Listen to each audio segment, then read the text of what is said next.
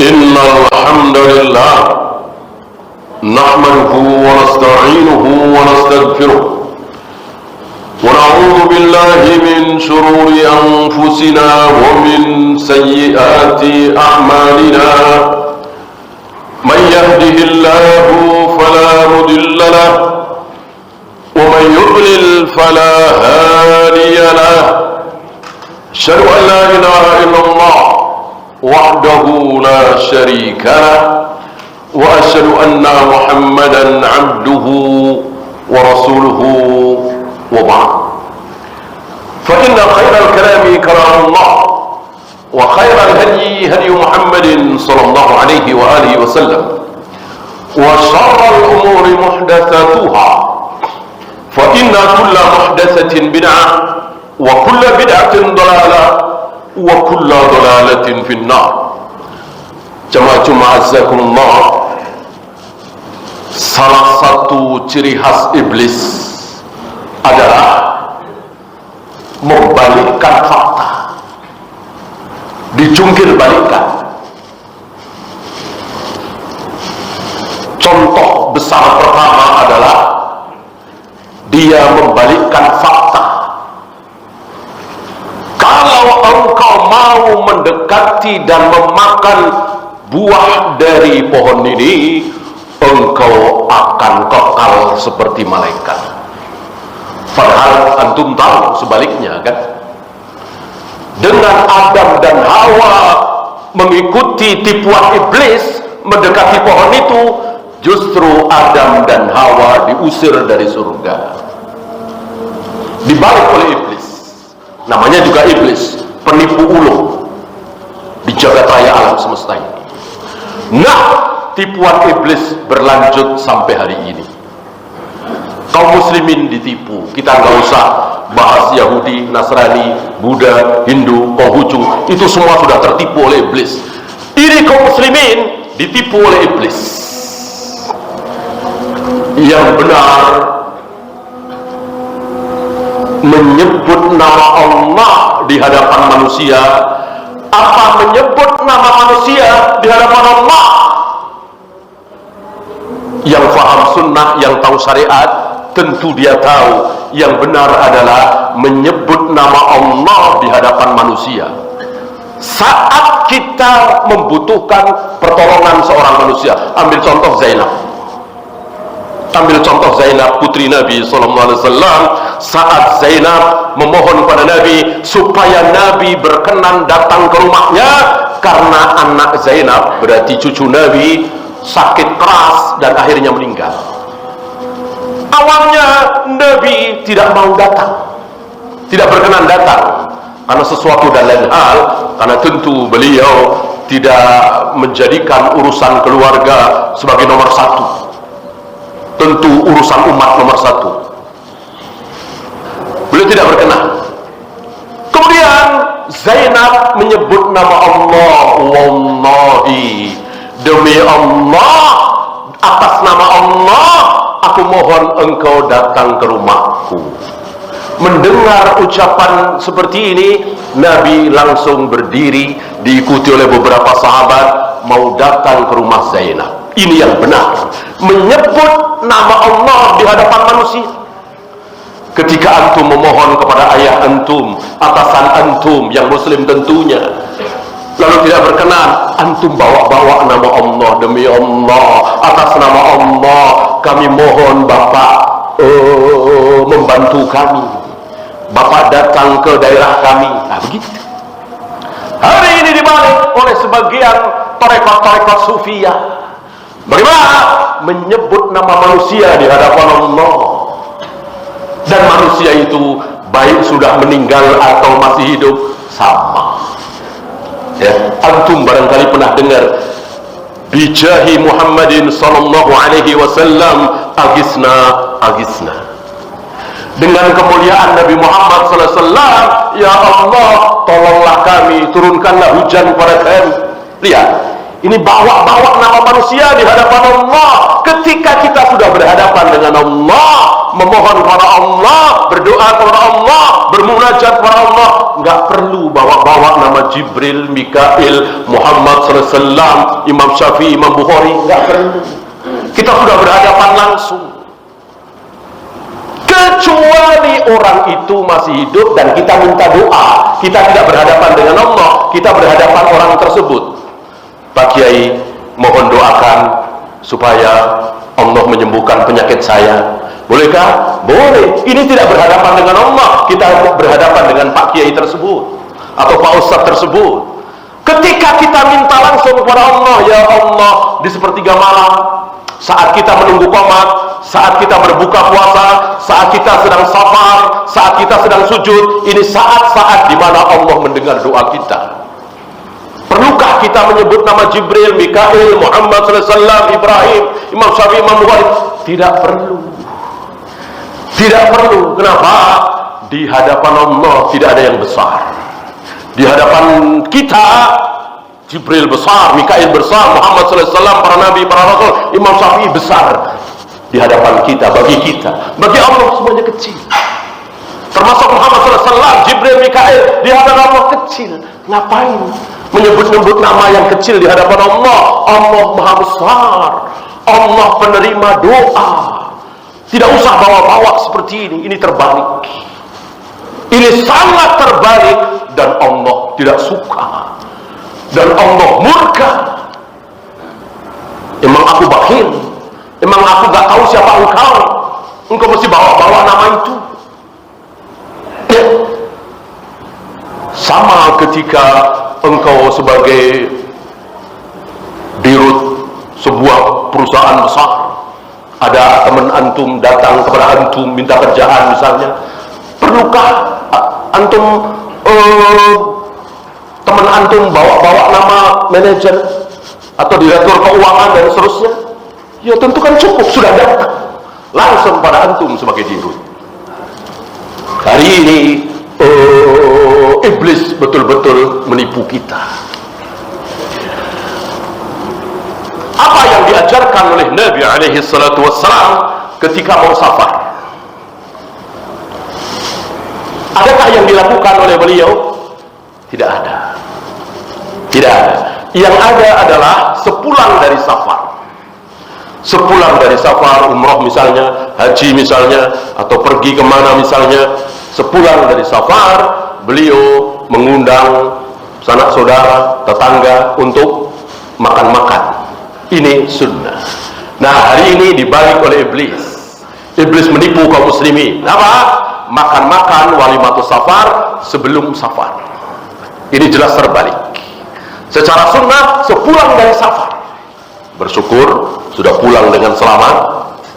Nah, dengan rokyunya, dengan logikanya, kan mau haji, mau umrah, mau safar, bisa kembali lagi, bisa tidak. Maka kalau tidak kembali lagi, ini kesempatan terakhir, makan-makan, minta maaf dan seterusnya. Apa ini? Rokyu, akal, logika. Sementara ini dalil. Rasul dan para sahabat ada dalil. Beliau mengadakan walimatus safar, makan-makan dan seterusnya sepulang safar, bukan ketika mau berangkat. Ini pun dibalik oleh iblis. Iblis membalikkan ini. Antum tahu yang harus membaiat janji setia, disumpah untuk taat, siapa? Pemimpin apa rakyat? Al-jawab rakyat. Ketika Abu Bakar dibaiat sebagai khalifah, ketika Umar di hari pertama menjadi khalifah, ketika Utsman di hari pertama menjadi khalifah, para rakyat yang hadir, yang ada di situ, yang memungkinkan itu berbaiat. Kami siap taat kepada engkau. Kami siap taat terhadap seluruh perintahmu. Sami'na wa ata'na. Nah, begitu. Hari ini dibalik oleh iblis. Iblis menipu kaum muslimin. Pemimpin yang harus berjanji setia, pemimpin yang harus siap taat membela rakyat. Dan hari ini rakyat dijadikan sesuatu yang seolah tidak mungkin salah atas nama rakyat. Ini kehendak rakyat, ini maunya rakyat. Emang kalau maunya rakyat pasti benar? Emang kalau kehendak rakyat pasti benar? Bagaimana kalau rakyat mayoritas ahlul bidah? Bagaimana kalau rakyat mayoritas jahil seperti di negeri kita ini? Kita dibohongi di sini oleh iblis lewat seseorang yang bernama pelaku, yang mengajarkan kepada kita kalau itu suara rakyat berarti suara Tuhan. Inna lillahi wa inna ilaihi raji'un. Ini berbeda dibalik apa kata Allah, wa in tuti aktsara man fil ardi yudilluka an sabilillah. Jika engkau mengikuti kebanyakan manusia dijamin sesat. Lihat surat Al-An'am. Wa in tuti aktsara man fil ardi yudilluka. Kalau engkau mengikuti kebanyakan manusia dijamin sesat. Demokrasi, Plato, iblis membalikkan itu. Kalau mengikuti kebanyakan manusia pasti benar, suara rakyat, suara Tuhan. Inna lillahi. Dibalik oleh iblis dan kaum muslimin tertipu. Maka lihat, mengatasnamakan rakyat, mengatasnamakan rakyat, mengatasnamakan rakyat, padahal rakyat mayoritas jahil, rakyat mayoritas penipu. Coba yang jualan 1 kilo padahal cuma 9 on, siapa? Presiden apa rakyat? Mayoritas rakyat. Rakyat kita seperti itu, kita semua seperti itu. Lalu suara kita suara Tuhan? Na'udzubillah waliyadzubillah. Ini tertipu kita. Jangan sampai kita tertipu. Kebenaran adalah Allah dan Rasulnya, bukan suara terbanyak. Apa kita tidak bisa mengambil pelajaran dari 98? Reformasi mayoritas menghendaki presiden hari itu turun, mayoritas. Benar apa salah? Kita bisa lihat. Habis itu baik apa buruk? Antum bisa jawab. Tidak mentang-mentang kemauan mayoritas itu menjadi baik. Berapa banyak penguasa yang diktator maunya sendiri, tapi hasilnya luar biasa. Hasilnya luar biasa. Antum lihat Saudi bagaimana? Nggak ada demokrasi, nggak ada maunya rakyat, semuanya terserah raja. Hasilnya sekolahan gratis, malah dibayar. Jangankan warga Saudi, warga Indonesia, Malaysia, Afrika yang sekolah di Saudi dibayar, asal formal ya. Rumah sakit gratis. Nggak ada warganya jadi supir, jadi pembantu, jadi OB, nggak ada. Semuanya makmur, semuanya bos. Ketika apa? Ketika penguasanya tidak mengikuti kemauan rakyat, mau beliau sendiri, suka-suka beliau sendiri. Nah, pemimpin memang harus seperti itu. Jangan mengikuti kebanyakan manusia. Antum masih ingat bagaimana tahun 99-2000 ada seorang pemimpin yang gimana maunya rakyat, ayo, maunya rakyat, ayo. Akhirnya satu provinsi hilang. Gara-gara mengikuti kebanyakan manusia. Saudara Rasulullah, kita semakin yakin dengan firman Allah bahwa ketika kita mengikuti kebanyakan manusia di muka bumi dijamin sesat. Yudilluka an sabilillah. Aqulu qawli hadza astaghfirullah li wa lakum.